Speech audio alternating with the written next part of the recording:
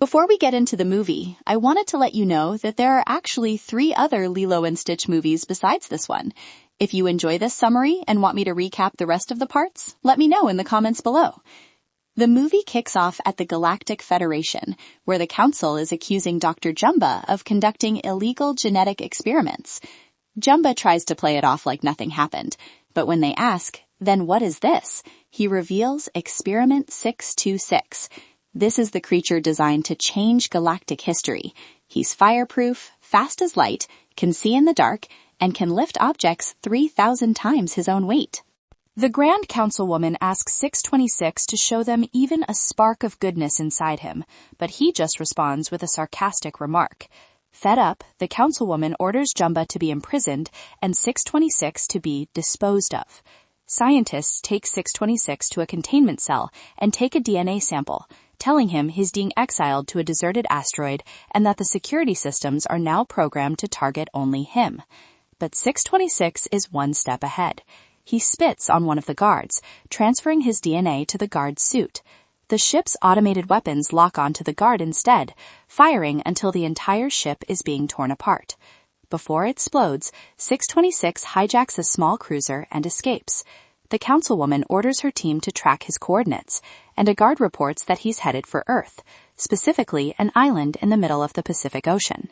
She orders them to find an expert on that planet so they don't have to destroy the whole world just to get 626 back. Enter Agent Pleakley, who claims Earth is home to vital species, like mosquitoes, that must be protected for the sake of galactic balance. They are forced to turn to the mastermind who created the beast, Dr. Jumba.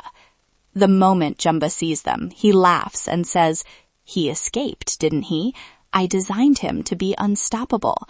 The Councilwoman tells him that's exactly why he is the one who has to go get him back. In exchange, he'll be granted his freedom. Jumba agrees, and Pleakley is sent along to keep an eye on him. Meanwhile, on the island of Hawaii, we see a young girl named Lilo rushing out of the ocean to make it to her hula dance class. She makes it just in time, but because she's still soaking wet, she leaves puddles all over the floor. This causes one of her classmates to slip, and when another girl starts mocking her, Lilo loses it and ends up getting into a fight, even biting her. After class, Lilo watches the other girls playing together and feels heartbroken because she has no friends, and everyone thinks she's weird. She works up to courage to go over and ask, "Can I play dolls with you guys? I have a doll too. Her head is a bit big, but she's okay." But because her handmade doll looks a little creepy, the girls just leave her there and run away. At this point, we see Nani rushing to pick up Lilo, but she's late again. Lilo is already home, but she refuses to open the door because she's upset. Nani pleads with her. This isn't the time. The social worker is about to arrive. Sure enough, the social worker, Mr. Cobra Bubbles, shows up to evaluate Lilo's home life and see if Nani is fit to be her guardian. But the second he walks in, it's a total disaster. Nani has left food burning on the stove, and the house is a mess. When he asks Lilo about her life, she gives a hilarious but worrying answer. "It's great. I eat 4 times a day, I sleep all weekend, and I'm doing just fine." After the interview, Mr. Bubbles tells Nani sternly, "I'll be back in 3 days. If things aren't better, I'll have to take Lilo away from you." After he leaves, Nani and Lilo get into a big argument. Nani yells, "Don't you understand? They want to take you away." But Lilo just storms off to her room. Later, Nani goes to apologize, and they share a sweet moment. Suddenly, they see something crashing from the sky. Lilo thinks it's a falling star and drags Nani outside to make a wish. Nani overhears Lilo's heartbreaking wish. "I want a friend, someone who won't leave or run away." Moved by this, Nani decides to take Lilo to the animal shelter the next day to get a pet. Meanwhile, that star was actually Experiment 626's ship crashing. He crawls out and wanders onto the road, where he's immediately hit by a truck. The drivers think he's a weird dog and take him to a local animal shelter. The next morning, 626 wakes up in a cage, scaring all the other dogs with his strange behavior. Lilo and Nani arrive at that same shelter. Outside, Jumba is waiting with a laser gun, ready to blast 626 the moment he steps out. Seeing Jumba, 626 retreats back inside. He spots a poster of a girl hugging a dog, so he tucks in his extra arms and antennas to look like a puppy. He runs to Lilo and hugs her. Lilo is thrilled and tells Nani, "I found my dog. I'm naming him Stitch." Nani is confused, especially when Lilo claims she heard him talking inside. The shelter owner just laughs and says, "That only happens in the movies, kid." They buy Stitch and head out. Jumba is about to fire, but he stops because Lilo is constantly holding Stitch, and he can't risk hitting a human. On the way home, they run into Lilo's friends. Lilo tries to apologize for the fight, but they mock her and Stitch's ugly looks. Stitch doesn't take that sitting down. He steals one of the girls' bikes, puts Lilo on the back, and speeds off. They go to the restaurant where Nani works. That night, her friend David performs a fire dance show, but it goes wrong and sets part of the place on fire. David likes Nani and tries to talk to her, but she tells him she can't focus on anything but Lilo. Suddenly, Stitch spots some food on the ground, but it's a trap set by Jumba and Pleakley. A chaotic fight breaks out, and Nani's boss fires her on the spot. Nani is devastated, and Lilo feels guilty, but Nani tells her it's okay and that she was going to quit anyway. When they get home, Stitch starts destroying everything. Nani is convinced he's not a real dog and wants to return him, but Lilo reminds her of the most important rule, Ohana. She explains that Ohana means family, and family means nobody gets left behind or forgotten. Hearing this, Nani changes her mind. Up in the bedroom, Stitch is still being a menace. He pushes Lilo's doll off the bed and gets aggressive. He finds a photo under Lilo's pillow, but she snaps at him. "Don't you dare touch that." In a fit of rage, Stitch starts tearing up her drawings. Meanwhile, back at their ship, Jumba tells Pleakley that Stitch is literally programmed to destroy everything he touches. It's his nature.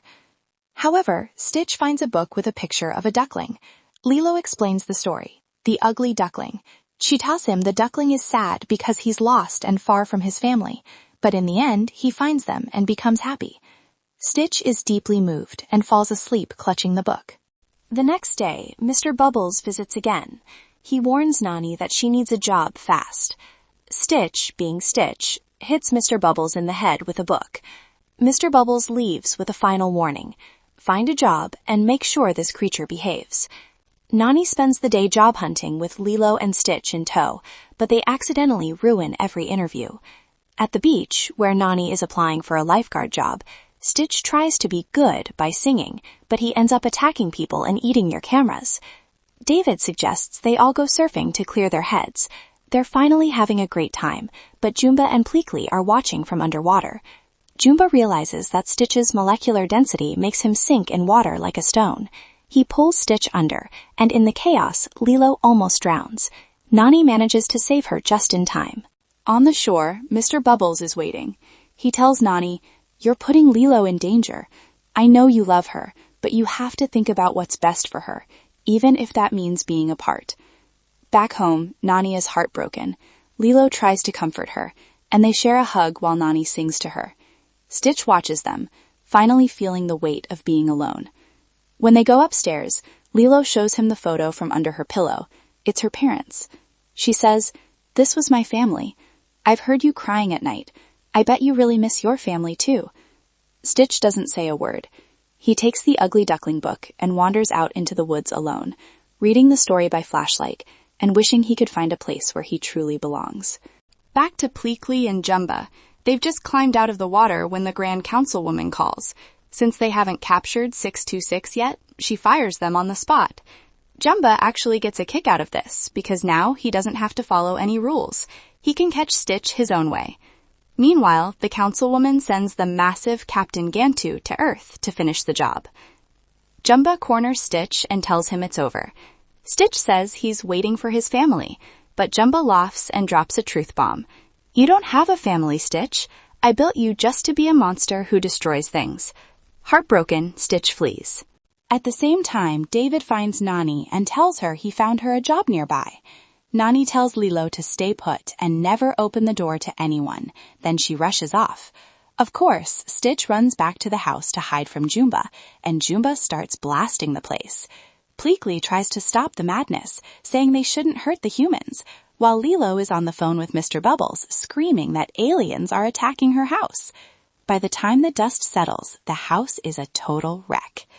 Nani sees the fire trucks and races home, only to find Mr. Bubbles putting Lilo in the back of his car. She begs him not to take her, but it's too late. Lilo escapes the car and runs into the woods, where she finds Stitch in his true form, arms, antennas, and all. She realizes he's the alien, but before she can react, Gantu arrives. He traps them both in a glass containment pod and takes off in his ship. Stitch manages to break out at the last second, but Gantu flies away with Lilo still trapped inside. Nani is desperate. She confronts Jumba and Pleakley, demanding they help her get her sister back. Pleakley says it's against galactic law, but Stitch steps up and says the magic words. Ohana means family, and family means nobody gets left behind. He asks Jumba to unbind him, and Jumba, impressed by his creation's heart, agrees and lets them use his spaceship. Up in Gantu's ship, Lilo thinks everyone has abandoned her. Suddenly, Stitch appears. A massive high-speed chase follows. Stitch uses a truck, a volcano-powered explosion, and some serious stunts to board Gantu's ship. He kicks Gantu out, saves Lilo, and tells her, "We're family, and family stays together." They land in the water just as the Grand Councilwoman arrives with her guards. She arrests Jumba and Gantu, but then she sees Stitch. She's shocked that he can actually speak and understand concepts like loyalty and family. Stitch introduces Nani and Lilo, saying, "This is my family. I found them all on my own. It's little and broken, but still good." The councilwoman is about to take Stitch away, but Lilo stops her. She shows the adoption papers and the receipt from the shelter, proving she bought him legally. The councilwoman smiles. Turns out the law is the law. She decrees that Stitch is now a ward of the Earth, protected by the Galactic Federation. We also find out that Mr. Bubbles used to be a CIA agent who dealt with aliens before. The movie ends with a montage of Lilo, Stitch, Nani, and David finally being a happy, albeit weird family. And that's the end of part 1. As I mentioned, there are more movies in this series. If you want me to recap the rest of the sequels, let me know in the comments below. Don't forget to subscribe so you don't miss the next one.